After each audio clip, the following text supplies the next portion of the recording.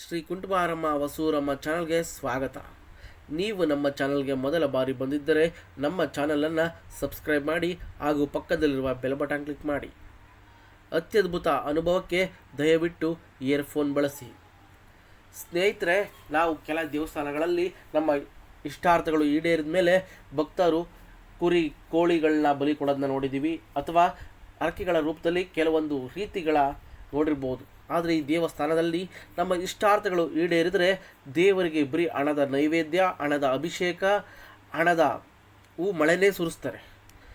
ನೀವು ಹಣದ ಹರಕೆಯನ್ನು ಮಾಡಿಕೊಂಡ್ರೆ ಈ ದೇವಿ ನೀವು ಕೇಳಿದ್ದನ್ನು ಈಡೇರಿಸ್ತಾಳೆ. ಹಾಗಾದರೆ ಆ ದೇವಸ್ಥಾನ ಇರುವುದೆಲ್ಲಿ? ಆ ದೇವಸ್ಥಾನಕ್ಕೆ ಹೇಗೆ ಹೋಗಬೇಕು, ಆ ದೇವಸ್ಥಾನಕ್ಕೆ ಹೇಗೆ ಹರಕೆ ಮಾಡಿಕೊಳ್ಳಬೇಕು ಅನ್ನೋದನ್ನು ಈ ವಿಡಿಯೋದಲ್ಲಿ ಸಂಪೂರ್ಣವಾಗಿ ತಿಳಿಸ್ಕೊಡ್ತೀನಿ ಸ್ನೇಹಿತರೆ. ಈ ವಿಡಿಯೋವನ್ನು ದಯವಿಟ್ಟು ಮಧ್ಯದಲ್ಲಿ ಸ್ಕಿಪ್ ಮಾಡದೆ ಸಂಪೂರ್ಣವಾಗಿ ನೋಡಿದ್ರೆ ಆ ದೇವಸ್ಥಾನ ಯಾವುದು, ಆ ದೇವಸ್ಥಾನದ ಹಿನ್ನೆಲೆ ಏನು, ಹಾಗೂ ಆ ದೇವಸ್ಥಾನಕ್ಕೆ ಹೋಗುವ ದಾರಿ ಯಾವುದು ಅಂತ ಸಂಪೂರ್ಣ ಅರ್ಥವಾಗುತ್ತೆ. ಹಾಗೆ ಈ ವಿಡಿಯೋ ಇಷ್ಟವಾದರೆ ದಯವಿಟ್ಟು ಒಂದು ಲೈಕ್ ಮಾಡಿ ಸ್ನೇಹಿತರೆ. ಇಂದಿನ ಈ ವಿಡಿಯೋವನ್ನು ದೇವಿಯ ಸ್ಮರಣೆಯೊಂದಿಗೆ ಶುರು ಮಾಡೋಣ. ನಾನು ಈಗ ಹೇಳಲು ಹೊರಟಿರುವುದು ಒಂದು ದೇವಾಲಯದ ಹಿನ್ನೆಲೆ, ಇತಿಹಾಸ ಅಥವಾ ಚರಿತ್ರೆ ಎಂದು ಹೇಳಬಹುದು. ಈ ದೇವಸ್ಥಾನವನ್ನು ಸುಮಾರು 150 ವರ್ಷಗಳ ಹಿಂದೆ ಒಂದು ಊರಿನ ಪ್ರಮುಖರು ಕಟ್ಟಿಸಿದರು ಎಂದು ಹೇಳಲಾಗುತ್ತದೆ. ಈ ತಾಯಿಯ ಆಶೀರ್ವಾದ ಇದ್ದರೆ ನಿಮ್ಮ ಎಲ್ಲ ಕಷ್ಟಗಳು ಪರಿಹಾರ ಆಗುತ್ತವೆ. ಮತ್ತೊಂದು ವಿಶೇಷತೆ ಏನು ಎಂದರೆ, ಚೀಟಿಯ ಮೂಲಕ ತಮ್ಮ ಭವಿಷ್ಯವನ್ನು ತಿಳಿಯಬಹುದು. ಅದು ಕೂಡ ಇಲ್ಲಿ ನಡೆಯುತ್ತದೆ. ಯಾವುದಾದರೂ ಕೆಲಸ ಇಲ್ಲಿ ಆಗುತ್ತದೆ ಅಥವಾ ಆಗುವುದಿಲ್ಲ ಎಂದು ಚೀಟಿಯಲ್ಲಿ ಬರೆದುಕೊಡಬೇಕು. ಅದರಿಂದ ಆಗುವುದಾದರೆ ಆಗುತ್ತದೆ ಎನ್ನುವ ಚೀಟಿ, ಇಲ್ಲವಾದರೆ ಇಲ್ಲ ಎನ್ನುವ ಚೀಟಿ ನಿಮಗೆ ಸಿಗುತ್ತದೆ. ಈ ದೇವಿಯನ್ನು ಕೊಲ್ಲಾಪುರದ ಮಹಾಲಕ್ಷ್ಮಿಯ ಪ್ರತಿರೂಪ ಎನ್ನಲಾಗುತ್ತದೆ. ಈ ದೇವಿಗೆ ಹಣದ ಅಲಂಕಾರ, ಹಣದ ಅಭಿಷೇಕ ಮತ್ತು ಹಣದ ನೈವೇದ್ಯ ಇಡಲಾಗುತ್ತದೆ. ಹಾಗಾದರೆ ಯಾವುದು ಆ ದೇವಸ್ಥಾನ ಅಂತ ಕೇಳೋದಾದರೆ ಅದು ಗಾಣಗಟ್ಟೆ ಮಾಯಮ್ಮ ದೇವಾಲಯ. ಇದು ವಿಜಯನಗರ ಜಿಲ್ಲೆಯ ಕೊಡ್ಲಗಿ ತಾಲೂಕಿನಲ್ಲಿ ಬರುತ್ತದೆ. ಹಾಗಾದರೆ ಬನ್ನಿ ಈ ದೇವಾಲಯ ಇತಿಹಾಸವನ್ನು ತಿಳಿದುಕೊಳ್ಳೋಣ. ಈ ದೇವರಿಗೆ ನಿಮ್ಮ ಹರಕೆಯನ್ನು ದುಡ್ಡಿನ ಮೂಲಕವೇ ಹರಕೆ ಕಟ್ಟಿಕೊಳ್ಳಬೇಕು. ದೇವಿಯು ಕೊಲ್ಲಾಪುರದ ಮಹಾಲಕ್ಷ್ಮಿಯ ಪ್ರತಿರೂಪ ಎಂದು ಸ್ಥಳೀಯರು ಹೇಳುತ್ತಾರೆ. ಅದರಂತೆ ಕೊಲ್ಲಾಪುರದಿಂದ ವ್ಯಾಪಾರಿಗಳು ಕೋಣದ ಮೇಲೆ ಸರಕನ್ನು ಏರಿಕೊಂಡು ಹೋಗುತ್ತಿದ್ದರು. ಅದರಲ್ಲೊಬ್ಬ ಒಂದು ಚೀಲದಲ್ಲಿ ಸರಕನ್ನು ತುಂಬಿ ಇನ್ನೊಂದು ಚೀಲದಲ್ಲಿ ಅದರ ತೂಕದ ಸರಿಸಮವಾದ ಒಂದು ಕಲ್ಲನ್ನು ಕಟ್ಟುತ್ತಾನೆ. ಸರಕನ್ನು ವ್ಯಾಪಾರ ಮಾಡಿದ ಬಳಿಕ ಆ ಕಲ್ಲನ್ನು ಒಂದು ತಿಪ್ಪೆಯ ಬಳಿ ಬಿಸಾಕುತ್ತಾನೆ. ಅದೇ ಕಲ್ಲು ಮಾಯಮ್ಮ ದೇವಿಯಾಗಿ ರೂಪು ತಾಳಿದಳು ಎಂದು ನಂಬಲಾಗುತ್ತದೆ. ನಂತರ ಆ ಗ್ರಾಮದ ಒಂದು ಹುಡುಗಿಯ ಮೈಮೇಲೆ ಬಂದು ನನಗಾಗಿ ಒಂದು ಮಂದಿರವನ್ನು ನಿರ್ಮಾಣ ಮಾಡಿಸಿ ಎಂದು ಹೇಳಿದಳಂತೆ. ತಾಯಿಯ ಅಪ್ಪಣೆಯ ಮೇರೆಗೆ ಗ್ರಾಮದ ಜನರೆಲ್ಲ ಸೇರಿ ಮಂದಿರವನ್ನು ಕಟ್ಟಿಸಿದರು ಎಂದು ಹೇಳಲಾಗುತ್ತದೆ. ಈ ದೇವಿಯು ತನ್ನನ್ನು ನಂಬಿ ಬಂದ ಭಕ್ತರನ್ನು ಇಷ್ಟಾರ್ಥಗಳನ್ನು ಈಡೇರಿಸುತ್ತಾಳೆ ಎಂದು ನಂಬಲಾಗುತ್ತೆ. ಇದರಿಂದ ಇಲ್ಲಿಗೆ ಸಾವಿರಾರು ಭಕ್ತರು ಬರಲು ಪ್ರಾರಂಭಿಸಿದ್ದಾರೆ. ಭಕ್ತರ ಕಷ್ಟಗಳು ಶೀಘ್ರವಾಗಿ ನಿವಾರಣೆಯಾಗುತ್ತದೆ. ಕರ್ನಾಟಕದ ಮೂಲೆ ಮೂಲೆಯಿಂದ ಭಕ್ತರು ಬರುತ್ತಾರೆ. ಇದರಿಂದ ಭಕ್ತರು ಹರಕೆಗಳನ್ನು ದುಡ್ಡಿನ ರೂಪದಲ್ಲಿ ಕಟ್ಟಿಕೊಳ್ಳುತ್ತಾರೆ. ಮಕ್ಕಳು ಇಲ್ಲದವರು ತಮಗೆ ದೇವಿಯ ಕೃಪೆಯಿಂದ ಮಕ್ಕಳಾದ ಬಳಿಕ ತಮ್ಮ ಹರಕೆಯನ್ನು ಮಕ್ಕಳ ಭಾರದಷ್ಟು ತುಲಾಭಾರ ಮಾಡಿ ಹಣವನ್ನು ನೀಡುತ್ತಾರೆ. ಇನ್ನು ಕೆಲವರು ಅಲಂಕಾರ ಪೂಜೆಯನ್ನು ದುಡ್ಡಿನ ಹಾರದಿಂದ ಮಾಡಿಸುತ್ತಾರೆ. ಇನ್ನು ಅಪರೂಪದಲ್ಲಿ ಅಪರೂಪ ಎಂಬಂತೆ ಇಲ್ಲಿ ಚೀಟಿಯ ಪವಾಡ ನಡೆಯುತ್ತೆ. ಭಕ್ತರು ತಮ್ಮ ಕೆಲಸವನ್ನು ಪ್ರಾರಂಭಿಸುವ ಮೊದಲು ಇಲ್ಲಿ ದೇವಿಯ ಉತ್ಸವ ನಡೆಯುತ್ತದೆ. ಉತ್ಸವದ ಸಂದರ್ಭದಲ್ಲಿ ದೇವಾಲಯದಲ್ಲಿ 2 ಚೀಟಿಯನ್ನು ಇಡಲಾಗುತ್ತೆ. ಹೌದು ಅಥವಾ ಇಲ್ಲ, ಅಥವಾ ಆಗುವುದಿಲ್ಲ ಎಂಬ ಚೀಟಿಯನ್ನು ಇಟ್ಟಿರುತ್ತಾರೆ. ಪಲ್ಲಕ್ಕಿ ಯಾವ ಚೀಟಿಯ ಬಳಿ ನಿಲ್ಲುತ್ತದೆಯೋ ಅದರಂತೆ ಕೆಲಸದ ಬಗ್ಗೆ ನಿರ್ಧಾರ ತೆಗೆದುಕೊಳ್ಳುತ್ತಾರೆ.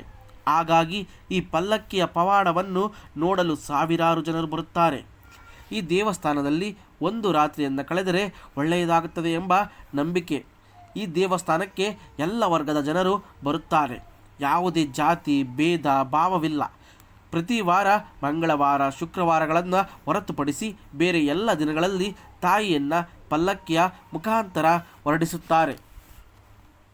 ಭಕ್ತರು ಚೀಟಿಯ ಮುಖಾಂತರ ತಮ್ಮ ಕೆಲಸದ ಫಲಿತಾಂಶವನ್ನು ತಿಳಿದುಕೊಳ್ಳುತ್ತಾರೆ. ಯಾವುದೇ ಮಾಟ ಮಂತ್ರ ನಿಮ್ಮ ಮೇಲೆ ಪ್ರಯೋಗ ಆಗಿದ್ದರೆ ಅಥವಾ ದೆವ್ವ ಪಿಶಾಚಿಯ ಕಾಟವಿದ್ದರೂ ಇಲ್ಲಿ ರಾತ್ರಿ ವೇಳೆ ಉಳಿದುಕೊಂಡು ತಮ್ಮ ಎಲ್ಲ ಕಷ್ಟಗಳನ್ನು ದೂರ ಮಾಡಿಕೊಳ್ಳುತ್ತಾರೆ. ಪ್ರತಿ ಅಮಾವಾಸ್ಯೆ ಹುಣ್ಣಿಮೆಯೆಂದು ರೋಗ ಪೀಡಿತರು ಇಲ್ಲಿ ಬಂದು ಮಂತ್ರಿಸಿದ ನೀರನ್ನು ಮೈ ಮೇಲೆ ಸಿಂಪಡಿಸುತ್ತಾರೆ. ಹೀಗೆ ಮಾಡುವುದರಿಂದ ದೆವ್ವ ಪಿಶಾಚಿಗಳು ಸೇರಿದಂತೆ ಅನೇಕ ರೋಗಗಳು ಕೂಡ ನಿವಾರಣೆಯಾಗುತ್ತವೆ ಎನ್ನುವ ಅಪಾರವಾದ ನಂಬಿಕೆ ಇದೆ. ಇದರಿಂದಲೇ ಭಕ್ತರು ಪ್ರಪಂಚದ ಮೂಲೆ ಮೂಲೆಯಿಂದಲೂ ಬರುತ್ತಾರೆ, ತಮ್ಮ ಕಷ್ಟಗಳನ್ನು ನಿವಾರಿಸಿಕೊಳ್ಳುತ್ತಾರೆ. ಇಲ್ಲಿ 10 ರು ನೋಟಿನಿಂದ ಹಿಡಿದು 200 ರು ನೋಟುಗಳಿಂದ ಕೂಡ ಹಾರ ಆಗಿ ಮಾಡಿ ತಾಯಿಗೆ ಹರಕೆಯ ಮುಖಾಂತರ ನೀಡುತ್ತಾರೆ. ಹೆಣ್ಣು ದೇವತೆಗಳಲ್ಲಿಯೇ ಇದು ತುಂಬ ಶಕ್ತಿಯುತವಾದ ಪೀಠ ಎಂದು ನಂಬಲಾಗಿದೆ. ನಿಮ್ಮ ಯಾವುದೇ ಸಮಸ್ಯೆಗಳಿಗೆ ಇಲ್ಲಿ ಖಂಡಿತ ಪರಿಹಾರ ಸಿಗುತ್ತೆ. ತಾಯಿಯನ್ನು ಮನಸಾರೆ ಆರಾಧನೆ ಮಾಡಿ ಅವಳಿಗೆ ಹರಕೆಯನ್ನು ಕಟ್ಟಿಕೊಂಡರೆ ಆಗದ ಕೆಲಸವೇ ಇಲ್ಲ. ಹರಕೆ ಎಂದರೆ ಹೂವು, ಹಣ್ಣು, ಕುರಿ, ಕೋಳಿಯಲ್ಲ, ಕೇವಲ ದುಡ್ಡಿನ ಮೂಲಕವೇ ಹರಕೆ ಕೊಡಬೇಕು. ಏಕೆಂದರೆ ಇವಳು ಮಹಾಲಕ್ಷ್ಮಿಯ ಸ್ವರೂಪ, ಪ್ರತಿರೂಪ. ಹಾಗಾಗಿ ಇವಳಿಗೆ ಏನೇ ಕೊಡಬೇಕಾದರೂ ಅದು ದುಡ್ಡೇ ಆಗಿರಬೇಕು. ಹರಕೆ ಮಾಡಿದರೆ ನೆರವೇರದ ಇಷ್ಟಾರ್ಥಗಳಿಲ್ಲ. ನಂಬಿಕೆ ಇಟ್ಟು ಬಂದರೆ ತಾಯಿ ಎಲ್ಲರನ್ನೂ ಕಾಪಾಡುತ್ತಾಳೆ. ಇಲ್ಲಿ ಮಾಯಮ್ಮನಿಗೆ ನಡೆದುಕೋ ಪಡೆದುಕೋ ಎಂಬ ಮಾತು ರೂಢಿಯಲ್ಲಿದೆ. ಹಾಗೂ ಪ್ರತಿ ವರ್ಷಕ್ಕೊಮ್ಮೆ ಅದ್ದೂರಿಯಾದ ಜಾತ್ರೆ ಸಹ ನಡೆಯುತ್ತದೆ. ಜಾತ್ರೆಯಲ್ಲಿ ಲಕ್ಷಾಂತರ ಜನರು ಹರಕೆಗಳನ್ನು ಬಲಿಯಾಗಿ ಕೊಡುತ್ತಾರೆ. ಹಾಗೂ ಮಾಯಮ್ಮನಿಗೆ ಬಳೆಗಳನ್ನು, ಇಷ್ಟದ ಚಿನ್ನದ ಬಳೆಗಳನ್ನು ಕೊಟ್ಟರೆ ಸಂಪೂರ್ಣವಾಗಿ ನಿಮ್ಮ ಯಾವುದೇ ಮಾಟ ಮಂತ್ರದ ಕಾಯಿಲೆ ಇರಲಿ, ದೆವ್ವ ಪಿಶಾಚಿಗಳಿರಲಿ, ಎಂತಹ ಅನಾರೋಗ್ಯ ಪೀಡೆಗಳಿರಲಿ, ನೀವು ಸುಲಭವಾಗಿ ಗುಣವಾಗುತ್ತೀರಿ ಸ್ನೇಹಿತರೆ. ಅಂತಹ ತುಂಬ ಅದ್ಭುತ ಶಕ್ತಿಯಾದಂಥ ದೇವಿ ಈ ಮಾಯಮ್ಮ ದೇವಿ. ಇವಳನ್ನು ನಂಬಿದ ಭಕ್ತರನ್ನು ಎಂದೂ ಕೈಬಿಟ್ಟಿಲ್ಲ.